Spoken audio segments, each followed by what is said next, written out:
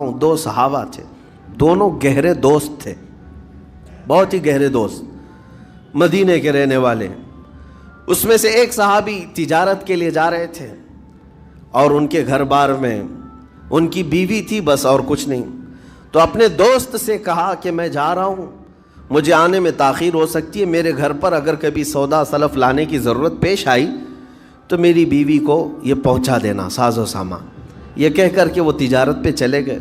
جو دوست صحابی تھے، دیکھیں صحابہ کے بہت سارے کام امت کے لیے درس ہیں، قیامت تک آنے والے مسلمانوں کے لیے وہ مشعل راہ ہیں۔ تو وہ جو دوست صحابی تھے سودا سلف لے کر کے گھر جایا کرتے تھے اپنے دوست کی بیوی کو پہنچانے کے لیے۔ ایک دن ایسا ہوا کہ شیطان نے ورغلایا اور سودا سلف سامان لے کر گھر گئے۔ ان کی خاتون باہر آئی دوست کی، انہوں نے اس خاتون کا صرف ہاتھ پکڑ لیا اور وہ عورت چونکہ مدینے کی رہنے والی صحابیہ ہیں، اپنا ہاتھ تو چھڑا لیا لیکن وہ چیخ مار کر رونے لگی کہ جس پر میرے شوہر نے سب سے زیادہ اعتماد کیا، تم تو جگری دوست بھائی کی طرح تھے، ہاتھ کیسے بڑھا دیا؟ تو اس صحابی کو فوراً احساس ہو گیا کہ میں بہت بڑی خطا کر گیا، میرے بھائی اور میرے دوست کی امانت میں نے خیانت کر دیا، اس نے مجھ پر بھروسہ کیا تھا اور اس کی بیوی کا میں نے ہاتھ پکڑ لیا۔ بس اتنی سی بات تھی، وہ خاتون بھی رونے لگ گئی کہ میرے ساتھ کیا ہوا، یہ صحابی بھی رونے لگ گئے، احساس فوراً ہو گیا کہ میں نے غلط کیا ہے، سودا سلف لانے کے وقت مجھ سے غلطی ہو گئی، خطا ہو گئی۔ اب اس خطا کی وجہ سے وہ کرتے کیا؟ ان کو تو ڈر یہ تھا کہ میں اپنے دوست کو منہ دکھانے کے بھی قابل نہیں، اور نہ ہی میں یہ چیز کسی کے سامنے ذکر کر سکتا ہوں، کیا کروں؟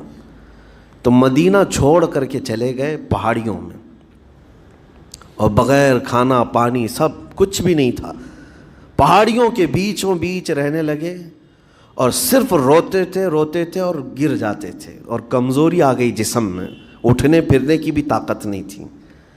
اب وہ دوست ان کے صحابی تجارت سے واپس آئے، گھر میں آتے ہی ان کی خاتون نے بتا دیا کیا معاملہ پیش آیا۔ وہ بہت جلال میں آئے اور کہا کہ میرا دل ٹوٹ گیا، آج میری کمر ٹوٹ گئی، جس کے ساتھ ہم نے پوری زندگی بتائی آج اس نے میری عورت کے ساتھ ایسا کیسے کیا؟ بہرحال انسان ہے، خطا ہوتی ہے، انسان ہے، بھولنا اور خطا کرنا اس کی عادت ہے۔ اب ان کو دل میں تو بہت تکلیف ہوئی، کروں کیا؟ لیکن وہ صحابی تھے، انہوں نے کہا یہ معاملہ سیدھے حضور پاک کی بارگاہ میں رکھتا ہوں، کہا کہ میں سزا دوں گا یا پھر جو ہے ان کے لیے جو قرار واقعی چیز ہوگی وہ دلا کر رہوں گا۔ بارگاہ مصطفیٰ صلی اللہ تعالیٰ علیہ وسلم میں تشریف لائے، عرض کیا کہ آقا ایسا ایسا ہو گیا، میرے معتمد ساتھی نے میرے گھر میں ایسا معاملہ کر دیا۔ نبی پاک صلی اللہ تعالیٰ علیہ وسلم غمگین ہو گئے کہ ان دونوں کے درمیان ایسا کیسے ہو گیا۔ پھر تھوڑی دیر کے بعد رحمت عالم صلی اللہ علیہ وسلم جو غیب داں نبی ہیں، ہر چیز کو جانتے بلکہ اپنے امتیوں کے احوال سے باخبر رسول ہیں، نبی پاک صلی اللہ تعالیٰ علیہ وسلم اپنے اس غریب صحابی کے حالات معلوم کیے، پتہ چلا کہ وہ تو گھر بھی چھوڑ دیا، مدینے بھی چھوڑ دیا، پہاڑیوں میں جا کر کے پناہ لے کر کے اکیلا تنہا رہ رہا ہے۔ اللہ کے نبی صلی اللہ تعالیٰ علیہ وسلم اپنے اس غریب امتی صحابی کے حالات معلوم کرنے کے بعد اللہ کریم کی بارگاہ میں عرض کرتے ہیں کہ مولا تو فیصلہ سنا دے۔ اللہ تعالیٰ نے آیت نازل فرمائی، جو آیت میں نے آج آپ کے سامنے تلاوت کیا۔ اللہ تعالیٰ فرماتا ہے والذین اذا فعلوا فاحشۃ او ظلموا انفسهم، جن لوگوں نے گناہ کر لیا یا اپنی جان پر ظلم کیا ہے، پھر ذکر اللہ فاستغفروا لذنوبہم، اللہ کو پھر جلدی یاد کر لیا اور توبہ کر لیا، رب تعالیٰ فرماتا ومن یغفر الذنوب الا اللہ، محبوب بتاؤ اللہ کے سوا کون ہے گناہوں کی بخشش کرنے والا؟ اللہ تعالیٰ ان کے گناہوں کو معاف کر دیتا ہے جو فوراً اپنے گناہ کے بعد یاد کر لیتے ہیں کہ مجھ سے خطا ہوئی ہے۔ رسول کریم صلی اللہ تعالیٰ علیہ وسلم نے اس صحابی کو بتایا تیرے بھائی سے بھول ہوئی، خطا ہوئی، لیکن رحمان نے اس کی بخشش کا مصداق قرآن میں سنا دیا کہ وہ باز آ گیا اور توبہ کر رہا ہے، لہٰذا تیرے لیے بھی یہ زیب نہیں دیتا کہ تو اب کوئی انتقام لے، تو اپنے دل سے معاف کر۔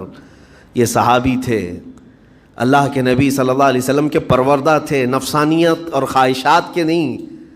یہ فوراً گئے اور اپنے اس جگری دوست کو، اپنے اس بھائی کو ڈھونڈتے ہوئے پہاڑیوں کے بیچوں بیچ جا کر کے دیکھا۔ ان کی حالت بہت خستہ تھی، کمزور ہو گئے تھے، اور روتے روتے اتنا تھک گئے تھے، نہ کھانا ہے نہ پانی ہے، بس یہ کہ ان سے خطا کیا ہوئی تھی، اپنے دوست کی عورت کا ہاتھ پکڑ لیا تھا، بس میرے عزیزو اس سے بڑا نہیں۔ ہاتھ پکڑنے پر ان کو اس قدر احساس تھا کہ مدینہ چھوڑ دیے۔ لوگ یہاں پورے کے پورے گناہ میں ڈوب جاتے ہیں، زنا میں ڈوبتے ہیں، انہیں احساس تک نہیں۔